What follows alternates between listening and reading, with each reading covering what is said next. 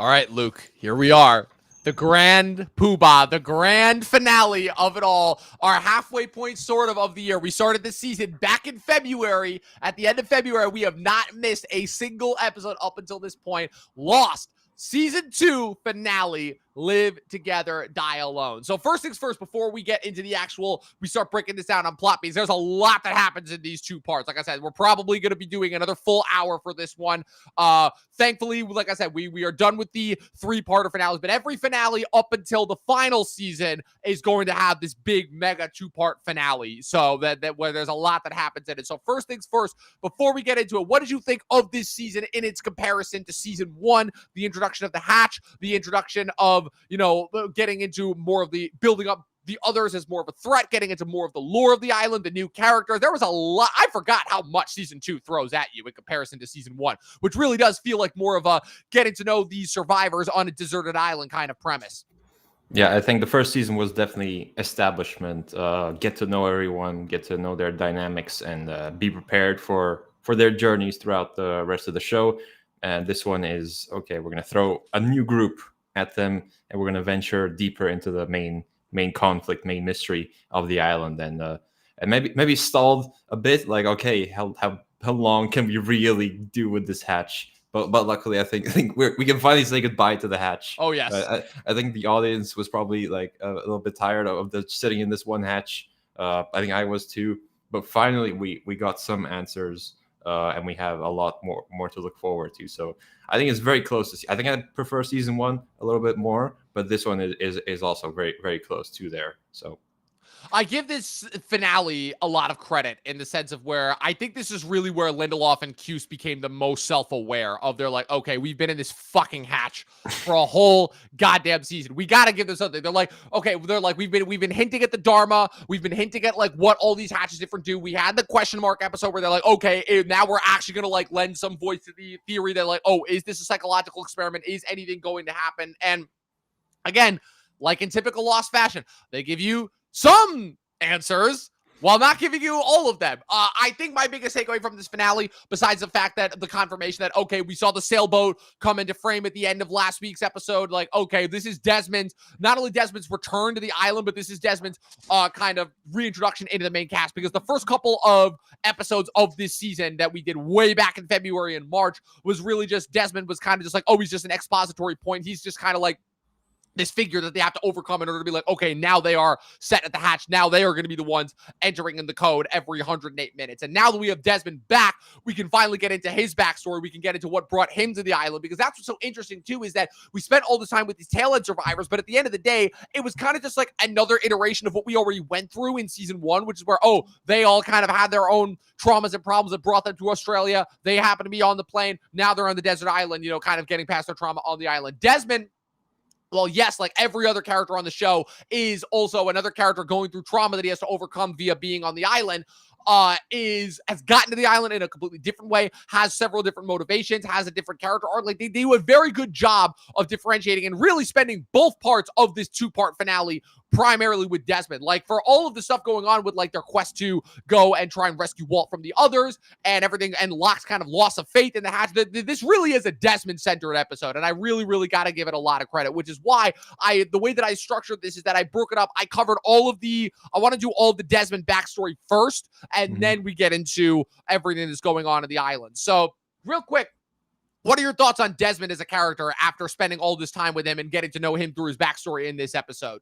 Well, I've spent a lot of time with Henry Ian Cusick as on the 100, where he's kind of he's like a more diplomatic leader type character, and here he's very different. He's more frantic. He's more like I love how he says brother or sister at the end of every sentence. It's just like this little quirk. Like Sawyer has the nicknames that he calls everyone. He has brother and sister. Just really good. And then we'll get to like towards the end of his flashbacks, but everything ties into the island and how everyone is connected. And I'm watching the opening, like Lost tells me exactly what to expect in the opening credits, like guest starring Clancy Brown. I'm like, what? Yep, you're like, he's back. Sure, like I wouldn't expect anything different. So yeah, I'm really enjoying Desmond. So you're saying he's now joining the main Yes, cast? he is the main cast. Yeah. He is going to be with us for the rest of the show. Like I said, him and Ben Linus are the two big season 2 guest stars that those characters then get incorporated into the main cast, and we are going to spend a significant amount of time with them for the rest of the show. The thing that I love too is where like you gotta admire the balls that Lindelof and Cuse have with the show, where they're like, okay, we need a character who's going to be kind of like, for lack of a better word, the Michael Bay exposition character, where he's just every time this guy's on screen, he's going to be running around, he's going to be trying to solve stuff, he's going to be like, no, you guys did this wrong, you have to do it this way, and like, I'm the only one that can fix this, and they kind of made that like an element of his character, where I have a little bit of flaws and nitpicks with how they say it. It gets into a little bit of like 2000s network TV, but they're like, Desmond's whole character flaw that he has to overcome is, oh, he's always running away from something. And I'm like, guys, come on. Like, I mean, at the time I was watching it, I'm like, oh, okay, like, there's a lot of like miscommunication, but now I'm looking back, I'm like, oh my God, like plot contrivance for plot contrivance's sake. Like, oh, he was in prison. Oh, the asshole father-in-law who keeps the fucking letters from them. Oh, she finally tracks him down. She's worth billions. And he's like, oh, I have to win this race so that I can get back to your good. I'm like, God. Yeah, I was like really? Like, the race is gonna win back her heart, or I'm whatever? like, I understand that you're trying to get this guy to the island without putting him on the plane, but this is a stretch, even by Lost comparisons. Like, what are we doing here? Oh man, I know I pretty much like summed up like pretty much all of Desmond's arc for the first half into that very comedic segment, but I'm just like, guys, what are we doing here? But I thought that was, but the other kind of crucial character that this does introduce as well, besides bringing Desmond back, is Charles Widmore, who is a character who we first see in this finale as well, but he is a character who is going to play a big part once we get into the later seasons with the island. He's kind of like one of those like larger overhanging threads, the Thanos, if you will, of Lost. Where actually this is bugging me. Did Lindelof have like a really bad relationship with his father? Because all the dads in this show are just terrible people. Without a doubt. I mean, come on, as if that wasn't beyond obvious enough. Like Jack's dad, the Locke's dad, now Penny's dad. Yeah, every dad. And Jack's dad, who's also Claire's dad. So the son of Claire's kid is also a terrible dad. Yeah. Son's dad. Oh man, there really aren't a lot of good father figures on this show. Is what I'm trying to get at. Lindelof really did not have a good relationship with his dad. I'm so glad that you pointed that out because it's so true. Oh man. Oh God. Kate's dad. It keeps going. It keeps going. Sawyer's dad, who killed his mom because he got conned by Locke's dad. We need to look into this. Oh, man. The level of psychological problems that Lindelof is inflicting upon his characters. Oh, man. Hurley's dad was never even in the... I gotta stop. We're going to keep going with this. The whole Michael and Walt thing? Michael and Walt. Oh, my God. Jesus Christ. How did I not realize it until now? Okay. Whew. So... what did you think of what? God, this is gonna be like the first like hour of this is just us laughing about Lindelof's terrible relationship with his dad and how he cursed an entire fucking cast of characters with that. Oh man, but okay, so you have the cliche thing where so Desmond gets to LA after getting out of prison after attempting to be bribed by Charles Widmore to stay away from Penny. That doesn't work. He's gonna enter into Widmore's own race around the world that he is running so that he can impress Penny. Libby has a boat. Yes, he runs into Libby, so they're like, okay, we needed to give her like one last thing to do because she was the only one of the... I'm like, how the fuck is this? So Ana Lucia, Echo, Bernard all got backstory episodes, and poor Libby was... the best that she got was, she was in the mental asylum with Hurley at the same time. Like, again... another classic case of, we clearly had something planned for this character. Sucks that we had to write her off so inconveniently. So conveniently, she has a boat, and she has a thing of where it's like, it's my husband died, and he named it after me, so he never got to sail around the world. So now I want you to have it. Strange man I meet in the bakery. Yes, who I feel a connection with. I will say that they met on the island. Yeah, right. That would have been interesting. And then obviously you have the scene also which sets us up for which pays off from the premiere with him meeting Jack running in the stands. And then you have Penny pulls up out of nowhere, and I'm just like, wait a minute, hold on. It would have been one thing if all of this woman's money was tied in with her dad.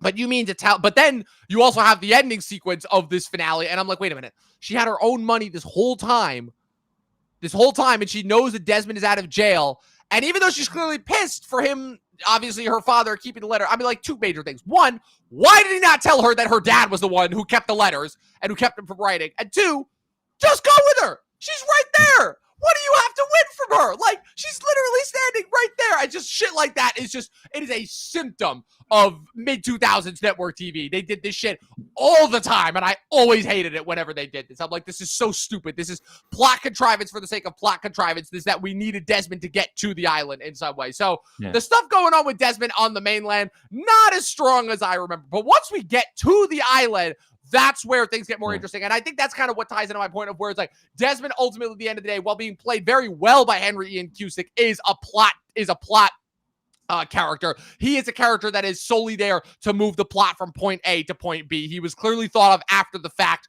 once we started to get into some of the semantics and the mechanics of the island, because it's more interesting to have a character kind of going through and experiencing the stuff on the island rather than having to invent a whole new character that just randomly ended up on the island just because, because the thing that's established is the problem is that this is still in season 2 before they had really figured out the Dharma initiative. And once they figured out Dharma, that's when they were able to really figure out, okay, this is how characters can kind of go to and from the island without having to like be in horrific plane crashes ultimately. Because right now we haven't seen anyone intentionally be able to get to the island. It's always it's always by accident. Desmond was in a big storm and he ended up on the island. And he can't leave the island anymore. Exactly. And that also kind of ties into what Ben tells Michael at the end of this episode as well, which is where he's like, once you leave, you won't be able to come back. So he tells him, you have to be this exact bearing. Exactly. So they had started to kind of figure out like kind of the geometry, the topography, the cartography of the island, if you will, the geography, but they were still sort of starting to figure it out. And it really wasn't until season 3 and 4 that they would really start to nail that. So Desmond enters into the race. Next thing you know, he ends up on the boat. He ends up marooned on the island after he gets caught up in the storm.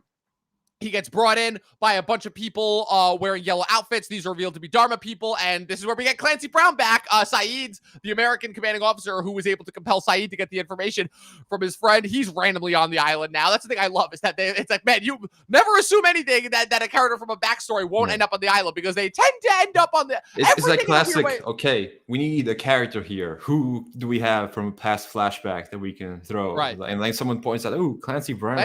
Like, okay, sure, that works. We'll figure it out. And so a couple things of note that are to be brought up here. Obviously the orientation video, Desmond asking why there are pieces missing, and the two major things that are referenced here that will come back later on are like I said, so Clancy Brown's character's name Calvin Inman, his former partner Radzinski, who's revealed to have killed himself. He was his partner partnered with him on the hatch and obviously has since passed on, and as well the reference to the incident, which we do not know what that is, but that will be revealed to us. I will say it is in season 5, the finale of season 5, the 2-part finale of season 5 is the incident. So we're going to get into that once we get into it. And then Desmond we got a while until then. We got a while. Although we are at episode 49, I think this was, out of 120. So we're almost. We are trucking through because, like I said, the last 3 seasons, the episode count shrinks dramatically. So that really does make a difference. Season 3 is 1 episode shorter. This season was 24 episodes. Next season 3 is only 23 episodes. So once we get past season 3, like I said, we're going to start trucking through this, and it's going to get fast very quickly. But the other thing too that Desmond asks him is why he's suiting up in a quarantine suit, and it's so he doesn't get infected. Boom, cut to black, end of part 1, bringing us into part 2.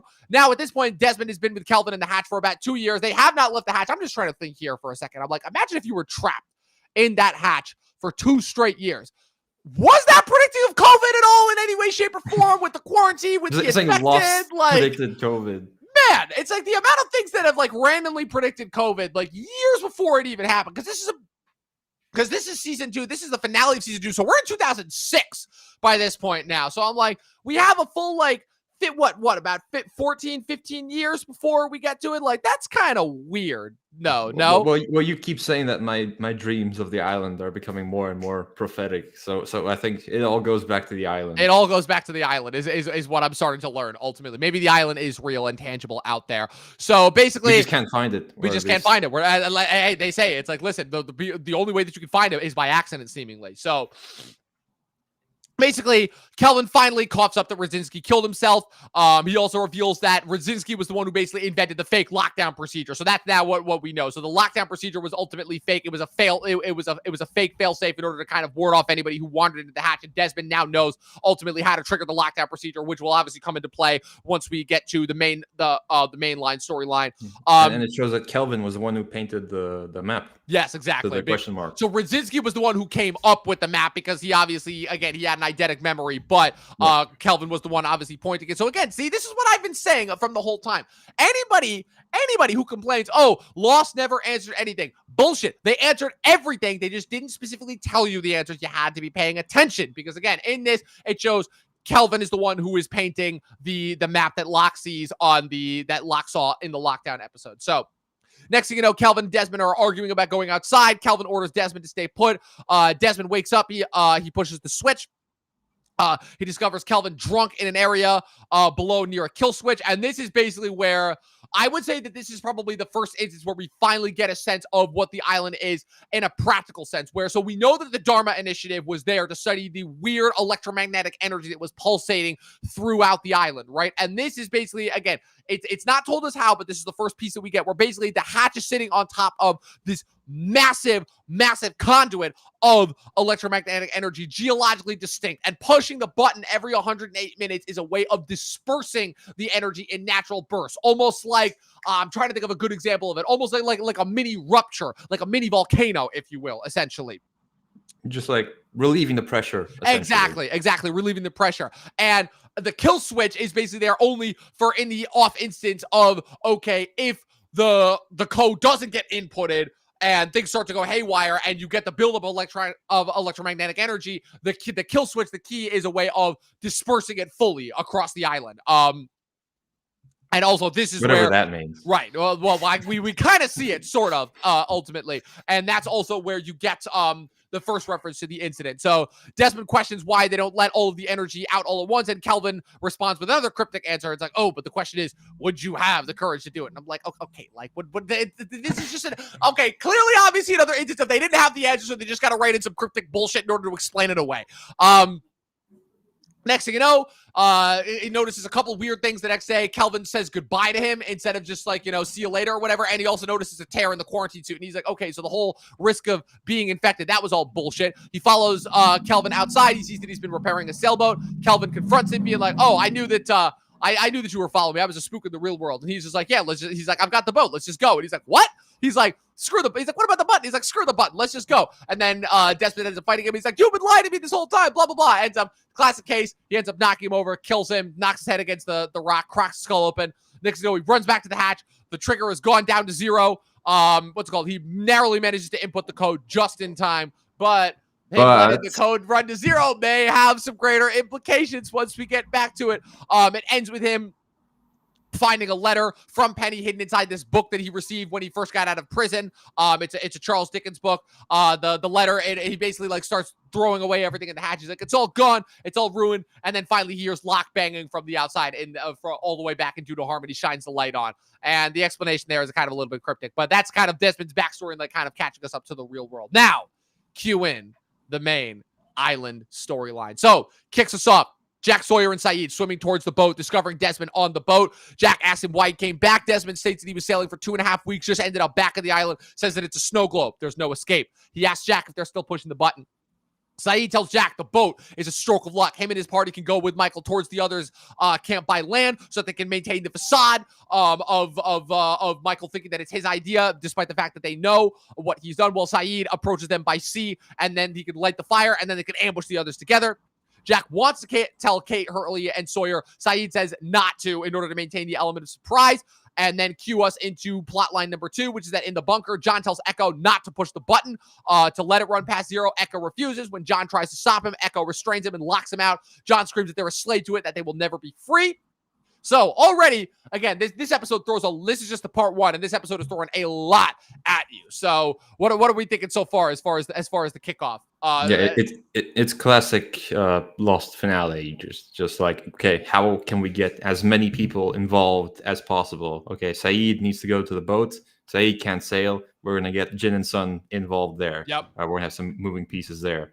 In the hatch, we're gonna get Echo. We're gonna get Charlie. We're gonna get Desmond and Locke involved in that, and we're gonna have the main group that's going to meet the others, and that really only leaves like Claire to sit back. Yeah, like, Claire. Even she has like a brief moment with Desmond where he's like, "Oh yeah, I shot that up for 2 years."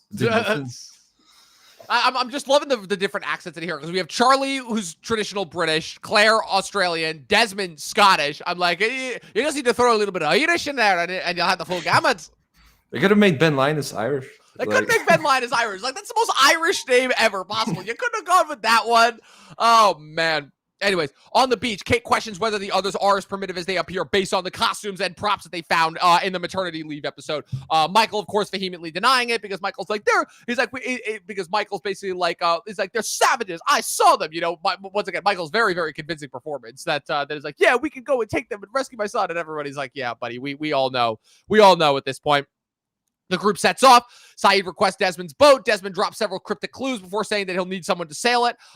He recruits Jin and Sun. In the jungle, Kate stops Sawyer from triggering one of Russo's traps. Sawyer also realizes that Jack was telling the truth about them getting caught in the net. It's like, oh, it was like, you actually got caught in the net. He's like, okay. And she's like, why do you care all of a sudden? The group is distracted by a very, very fake looking CG bird that Hurley thinks says his name. It was like, come on. How many big green birds are there? Yeah, like I had to rewind it a few times. Okay, yeah, I was like, it almost didn't look real. Again. It looked like a fake instance, but I'm like, oh, it was just like, you know, one of those reincarnation things. Like, oh, Libby reincarnated on the island as a bird ultimately, and then, you know, Michael, of course, is firing his gun, and that's when he realizes, oh, the clip is empty, and he's like, oh, like, what's going on here? Like that was like our first little indication of that. Charlie stumbles upon Locke crying in the wood. This is a very like come full circle moment where Charlie's like, huh, you in a vulnerable position after you had something really important taken away from you, huh? Must suck to feel that way, huh? And he's like, oh, well, when you're done feeling sorry for yourself, he basically tells him that Desmond is back, and Locke's like, oh, really, huh? Saeed, Jin, and Sun take off on the boat. What's it called? You have Desmond telling Claire that the vaccine is a placebo, and they argue about the semantics of raising her children. Then you have Locke meeting up with Desmond, and this is where things start to get good. Basically, Locke tells him about his discovery of the Pearl Station. Tells him about everything that they found there, about the video and the psychological experiment. Desmond is furious. He tells Locke to stop pushing the button.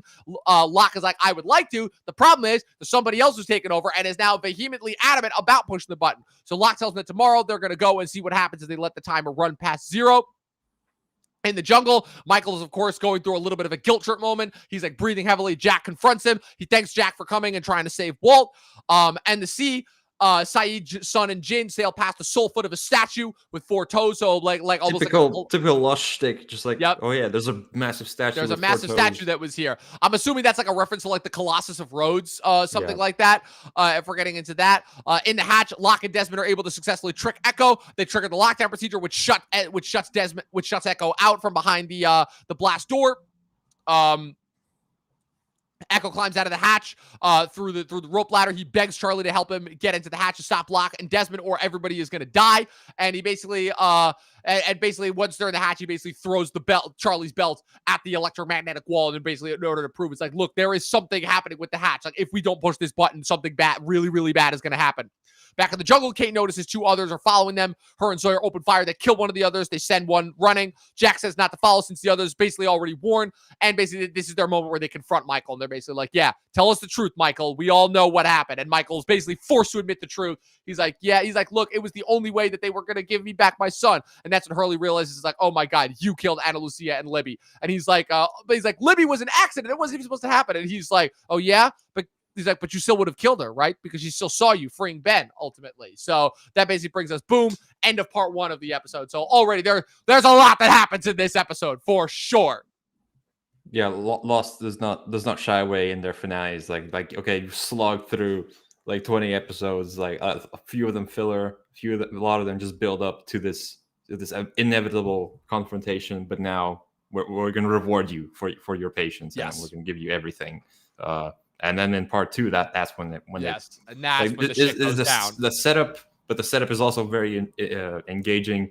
And then part 2 is the real payoff of everything. Yes, absolutely. Absolutely. Yeah. So getting into part 2 as well. Charlie shows Echo where the dynamite from the black rock is so they can use it to try to blow open the blast doors. Like I said, every season is a build-up to an explosion. That's what happens. Echo brings it to the hatch. Charlie's attempting to negotiate with Locke. Inside, Desmond tells Locke that it would take an atom bomb to blow the door off.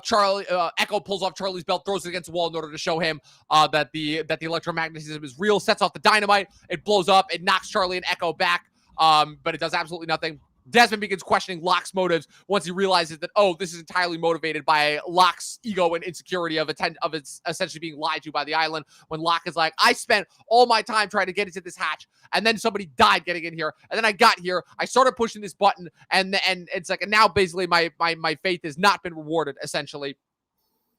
What did you think of that real quick? Once Desmond realizes that Locke is that Locke may not be being motivated by the right thing ultimately. How did you think they handled that transition once Desmond realizes like, oh wait, Locke might not be all there mentally, and then especially once he realizes he's like, oh wait, like there's something, because that's the other thing too. Also, that kind of makes me question Desmond's role here is the fact that Desmond saw what happened when you didn't push the button. So why is he now all of a sudden willing to go along with Locke's harebrained scheme to not push the button? Like, was he just drunk when he went with it? Like, was he just pissed because of the pearl, because of the psychological experiment? Like, did he actually believe about the psychological experiment? Especially since in this episode it shows Jack's group walking past the funnel where all the notebooks were being sent. So the notebooks weren't being sent anywhere. So it's revealed that, the pearl station and them watching them push the hatch button, that was the psychological experiment, not pushing the hatch. So again, it's all linked to character moments, obviously, and certain characters finding out other things that other characters need to know and matching information. But like,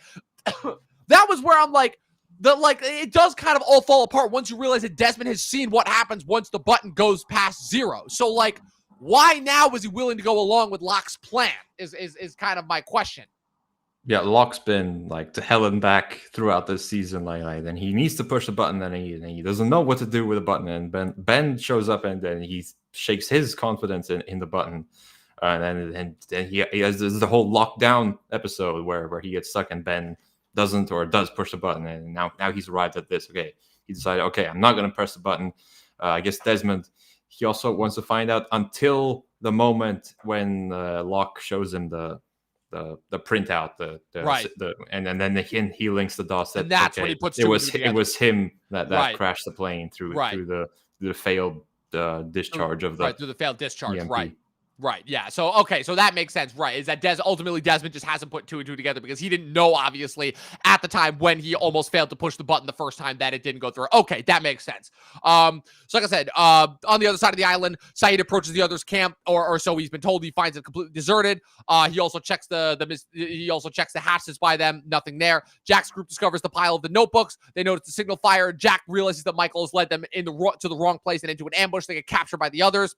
They're hit with blow darts. I had to. It's my son. It's my son. Michael getting very one note in these last couple of episodes. I was watching a Brand Sanch election. He used Michael as like a bad example of like, okay, if when you reduce a character to one thing, that's when like people get sick of them. And unfortunately that's what happens exactly what happened with Michael ultimately. I will say though, it kind of was like the perfect instance, because I will say after this, we don't see Michael again for a very, very long time. Like once Michael and Walt do leave the island in this episode, they are like gone for all of season 3. We don't see them again.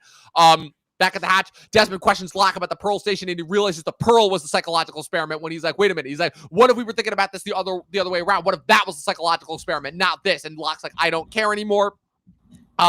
Locke gives and then that's when Locke gives Desmond the paper code, and he starts going through and he pieces together. Once you notice, he's like the date, the exact date. When did you guys crash land on here? And he's like, it was like September. I forgot the date. It's like September 24th, something like that. And he looks, it's like September 24th, 2004. And then that's when Desmond notices like the error, system failure message. And that's when he's like, oh no. And you see the light bulb go on about his head. He's like, I think you crashed your plane. Then finally, the others bring the group to the dock. Kate tells Tom that she knows that his beard is fake. Ben pulls up on a boat. He's basically revealed to be their leader. Again, like anybody hadn't figured that out by this point. Back at the hatch, Charlie pulls Echo out of the wreckage. Desmond wants to push the button. He tries to explain how he caused the plane to crash to John. John, of course, continuing to be just like an arrogant asshole, breaks the computer. Desmond grabs the key to the failsafe once things start falling apart. It's hidden in the Dickens book. He tells John that he saved him so that he could basically repay the favor. Echo wakes up. Locke finally admits that he was wrong.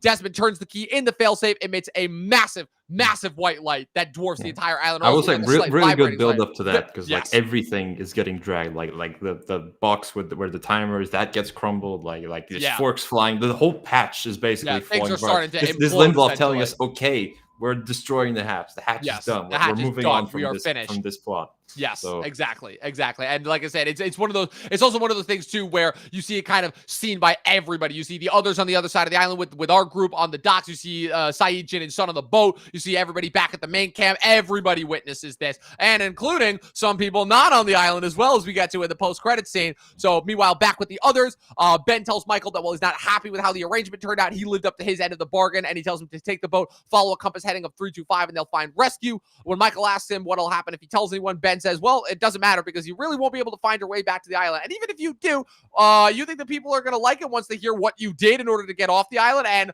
also, I will say, so while we don't see Michael and Walt again for a long time after this season, we don't see them at all for season 3. When Michael eventually does come back to the show, I will say he does have a little bit of a redemption arc where he basically is like, yeah, I understand that what I did in order to get my son back was wrong, and I'm basically kind of sort of here to repent. I won't say how, but you'll see once we get into the later seasons. What's it called? Walt is secretly on the boat, and oh man, I noticed it now more so because like it wasn't in the dark, it was in full broad daylight, but I was like, oh my god, wow, he grew like 10 extra inches. That is a teenager now, so that is not a little kid. So yeah, they basically, the very smart call cutting Walt. So you see them sail away, you see the final look of them. Ben lets Hurley go, tells him to go back to the camp, tells them, warns them not to come back, but he's like, yeah, but he's like, what about Jack, Kate, and Sawyer? He's like, oh, they're staying with us. No, and he's they're like, the main characters. They're the main characters. They got to stay with us. And he's like, because we're the good guys, Hurley. And it's just the classic case of like, oh, flipping our expectations on our head. What have the others really been up to all this time?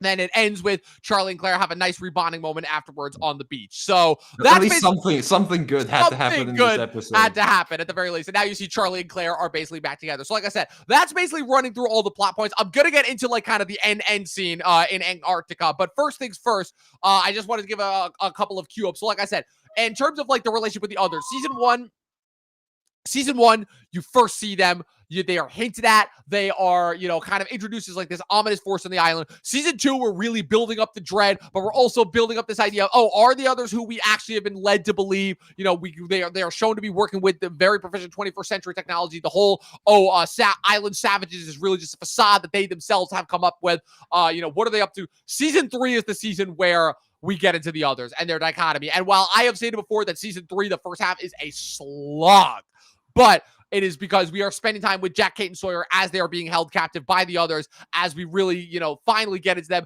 see how they operate, where they've been this whole time, how they're able to move around on the island. Yes. Of the show, ultimately. It's like every Stephen King book. It's like the first half, you're going to get to know all the characters, and the second half is going to be full gas, no breaks. Exactly. That's exactly. Honestly, that's the perfect description for season 3, because once season 3 gets going with the Hurley episode, Trisha Tanaka is dead, that's when things really, really kick into high gear. And then basically that's enough momentum for me to carry us not only through the rest of season 3, but into seasons 4 through 6. Because like I said, season 4 through 6, once we get past season 3, we see dramatically reduced episode count. Season 4, famously the writer's strike season, only 14 episodes that season. And then 5 and 6, which are also shortened, only 17 episodes in each of those seasons. So once we get into those last 3 seasons in 2026, we're going to start booking through these episodes like crazy. But that brings us into our final moment of season 2, which is, again, probably the first instance of where people from the outside world have detected the island. Ironically, getting back to the whole thing that they were trying to do way back in season 1, which they were just trying to get rescued before all this island insanity happened. We have these 2 Russian scientists in Antarctica playing chess. They got a notification on their computer, massive electromagnetic anomaly detected. And the first thing they do is they call Penny up, and they're like, yeah, we found it. And we don't need to know what they're talking about because we know exactly what they're talking about. They found the island. Penny has clearly been commissioning these people in order to find Desmond since he disappeared. And that also ties us to it's like, wait a minute. If Penny's trying to find Desmond and this an electromagnetic anomaly, 2 + 2 = 4, she knows about the island. How would she know about the island? Like I said, Charles Widmore, very, very important figure introduced. And we are set up not only for the rest of the season, but for the rest of the show. Because like I said, Charles Widmore, Penny Widmore, the discovery of the island and its detection on the outside forces are going to be very, very crucial elements in the last couple of seasons of the show. But first, we have to get through the other season with season 3 next season, which we will be kicking off next week in addition to our Naked Gun reaction. So, Luke, with that being said, season 2 is officially completed. What do we think? I'll say I thought that when they flicked the Antarctic, I was like, okay, Locke and Echo are going to be stranded in the snow. They're going to be teleported away from the island. Hold that thought, because you may have the location wrong, but characters being randomly teleported from the island into other spots around the planet. Keep that in the back of your mind. Keep that in the back of your mind is all that I'm going to say right there. This very much sets the stage for season 3 as like we've been pretty central narrative up until now. Everyone's pretty much together either in the hatch or on the beach. Now we have the group is split. The main 3 essentially are with the others, and then the rest are still on the beach. And then now we're getting the outside world involved, which opens up another whole Pandora's box of plot possibilities. So I do wonder what the writers had in their minds after this finale. So okay, well shit. now we have a lot. What? Now we have a lot we can do. Yep. So yeah, I'm excited for Desmond to be more involved in the cast. See how he, because he'll probably have to take like a leadership role since it's like all 3 main leaders are now with the others. So Locke's like maybe as you said, Locke and Echo are going to be somewhere completely else after the big noise in the sky. So yeah, and now we can get into it this week already. So. Yep, exactly. Like I said, we're no more waiting a year in between for seasons. We're gonna kick right off with season 3 next week, and season 3, like I said, so season 2 was our spring into summer Lost recap, and then into our fall movie season, we're going to be covering all of season 3. So make sure you guys stay tuned for all of that. We're going to be still pumping out 1 episode a week. We have not forgotten. We are going to be on track to finish this. Could you imagine if we once we got to 2026, we took enough breaks in between seasons 4, 5, and 6 where we finished Lost right when Avengers Doomsday comes out? Could you imagine if we did that? I don't think we will, but I do, because like I said, we had to do seasons 2 and 3 back to back so we could knock them both out by the end of 2025. But for 2026, I definitely envision us taking some breaks in between 4, 5, and 6 since they are drastically shorter episode counts. So, but I'll figure that out once. It's gonna be tough waiting extra weeks for Lost. But... It's like, wait, I'm so used to doing this 1 week after another. So I don't know. I'll figure it out for sure once we get to it. But in the meantime, that was it. That was season 2, people. We had an absolute blast. For those of us who have already seen the Fantastic Four review on YouTube, be sure to go check that out if you haven't already. And for those of us who are listening on podcast form, stay tuned for our Fantastic Four review next. Yeah, and in the meantime, get lost. We will see you guys next week for the season 3 premiere.